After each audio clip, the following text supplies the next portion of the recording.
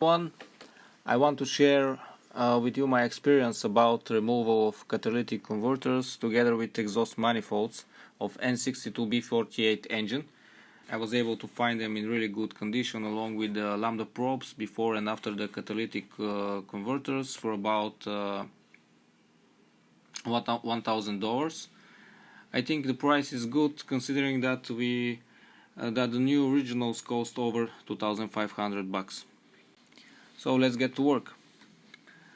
As you see, my hood is out. The reason for that is I don't want to damage it. For securing the engine, I'm using scaffolding and I attached chain block to it. Of course, if you have engine support stand, you can use it.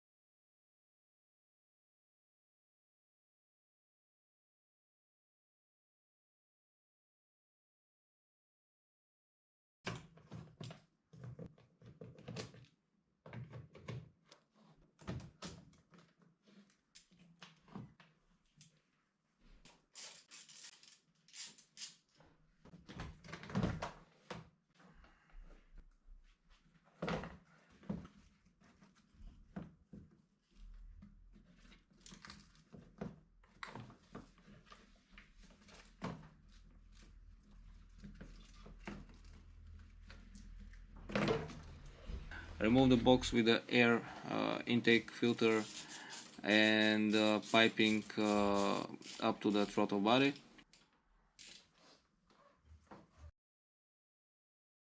We have to put the front of the car on jack stands and remove front wheels.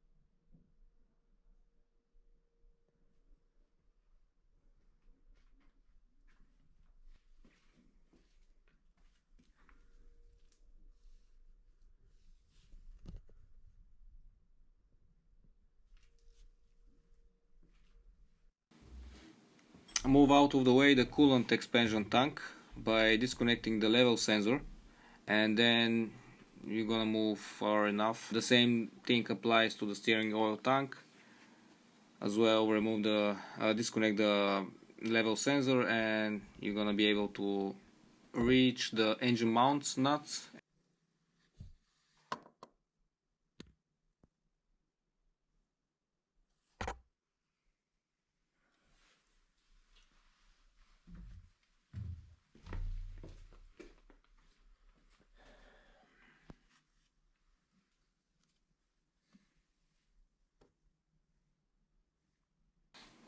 Let's move under the car. In my case, I have an inspection pit in my garage, and I think it's much easier and safer that way.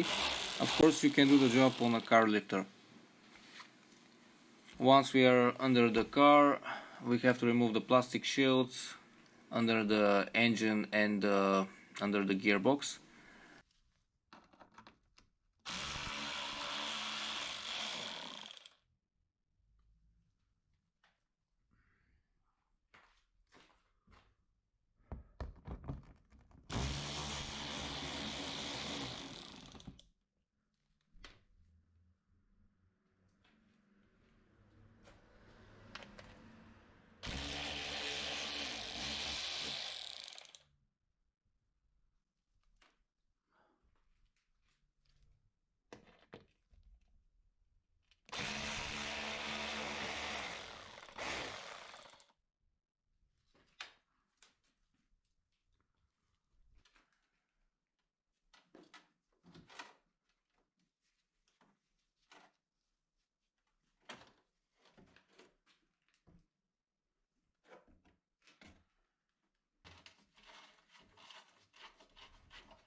Remove the metal protection plate under the engine, held by 5 bolts 16 millimeters.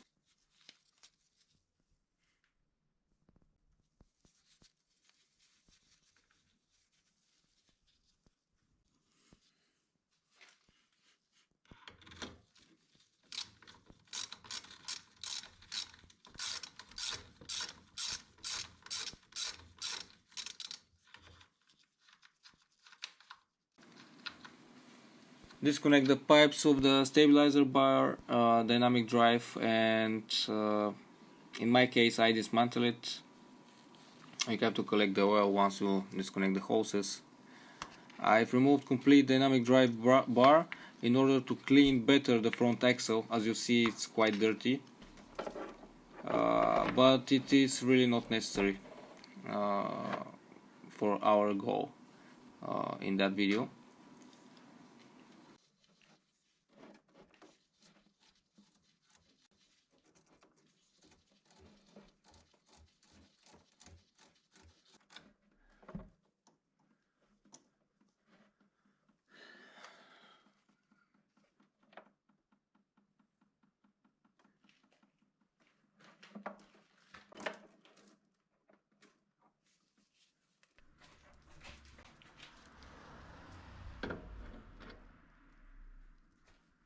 Disconnect the upper and lower wishbones.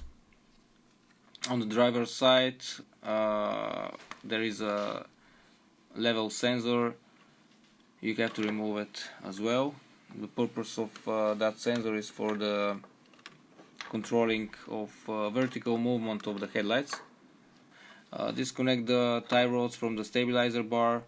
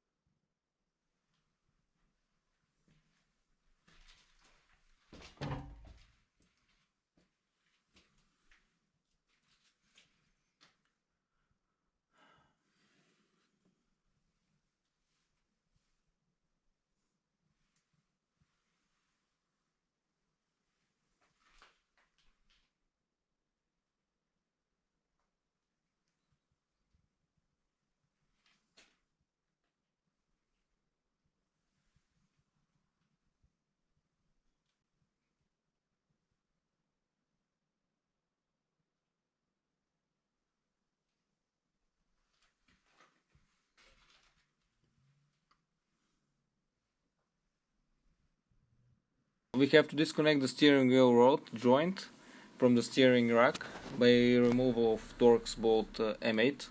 Once you remove the bolt, it's pretty easy to disconnect the joint from the steering rack. It just slides out, it's on slots. Disconnect the cable from the steering oil pressure sensor.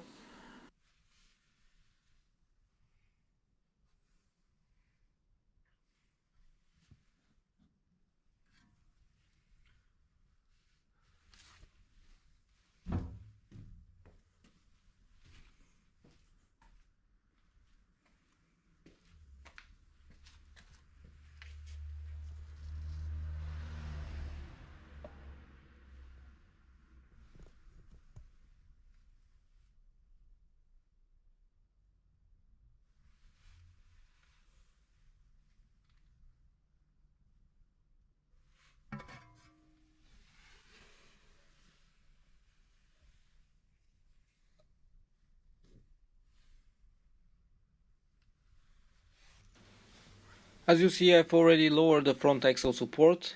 It is not easy to record and do the job at the same time, so I will try to explain step by step what I've done so far.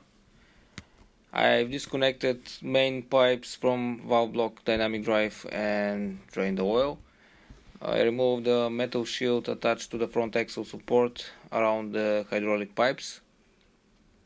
I think this is for active steering system. Those metal shields preventing the pipes from overheating because they are very close to the exhaust manifold.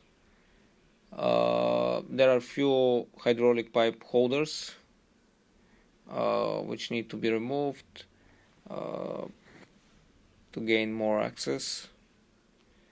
I've disconnected all oxygen sensors from the sockets. Disconnect the exhaust manifolds flanges from the exhaust pipes. There are totally 4 bolts, 12mm, 2 on each side. I've lowered the exhaust pipe just to move them out of the way.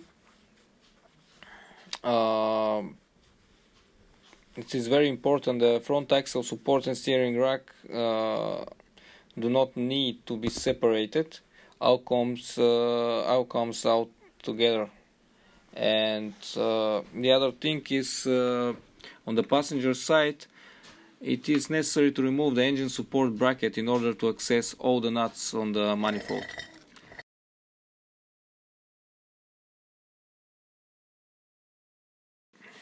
We can remove the manifolds without any problems. Once we do that, we have to clean the old gaskets around the exhaust ports and replace with new gaskets.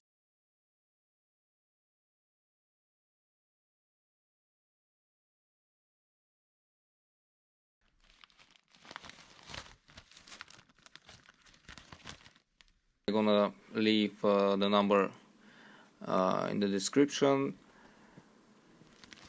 Once we do that, we're gonna start to put back everything together in the reversed order. Once we complete the assembly, we have to refill the steering tank up to full, then start the car. We have to move the steering wheel full to right and left several times in order to pour the air out of the system, and we have to top up one more time the steering tank. Totally it took me like 2 liters, no more than 2 liters of oil. I used Total G3, but you can use any similar one.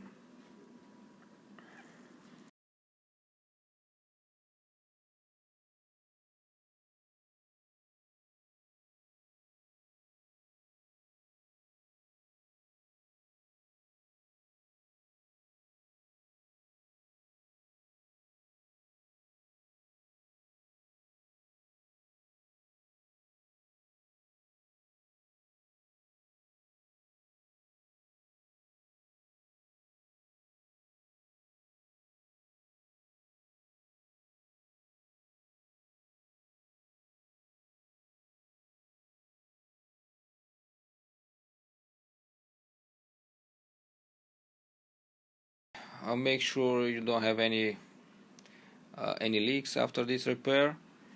All the connections are tightened good enough, and it's good to hook up the car with a scan tool and to clear all the fault codes after this repair. Got few fault codes about dynamic drive, active steering, some error codes, but they were in the history, so I just delete them and they never show up again.